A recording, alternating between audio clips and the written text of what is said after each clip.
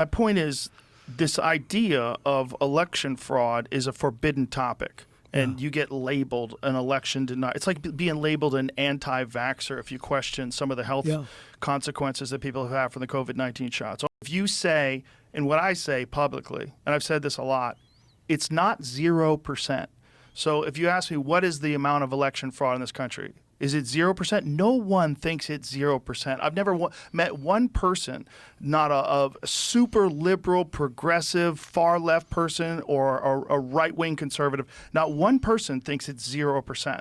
They think when you have human beings, and also you have a lot of weirdness that was going on during the 2020 elections, particularly with mail-in ballots. And you had legislatures that had to approve, and they didn't approve, and they went out and did it anyway. And you had old-fashioned ballot screwing. I mean, you had you have people going up and dropping in phony votes. You had unsigned ballots, et cetera, et cetera. There's certain people that think that they have, and there's the rhetoric is also that you're Hitler, and that in order to stop Hitler, you have to do whatever it takes. That was okay, yeah. Yeah, and this is, I mean, you're hearing this now. Kamala said your love of Hitler yesterday. Kamala's a very low IQ person. She's a very low IQ. I'm for taking tests too. I think anybody that runs for president they should give them tests. And it's not an age thing. It's not based. If you look back on history, 70s and 80s, some of your greatest leaders in the world history, long-time world history, they were in their 70s and their 80s. But I think you should take cognitive tests. I think they say it's unconstitutional.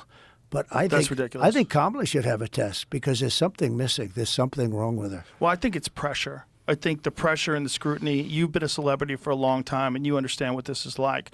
But for someone who's in her late 40s, who becomes the vice president, who runs for president, becomes the vice president, and then all of a sudden the weight of the world is on your shoulders and there's all these people paying attention. A lot of people clam up. But you either have it or you don't. Correct. Look. This is an interview. We've covered a lot of territory, right? And it's fine. I don't care. I want to. I think it's much more interesting. To do an interview with Anderson Cooper, a crazy softball interview. She took 2 days off and she studied all day long, and then she comes out with a result that was a real embarrassment. That was a really bad interview. She couldn't answer a question, and every question's not answered. I mean, like, what would you do your first day in office?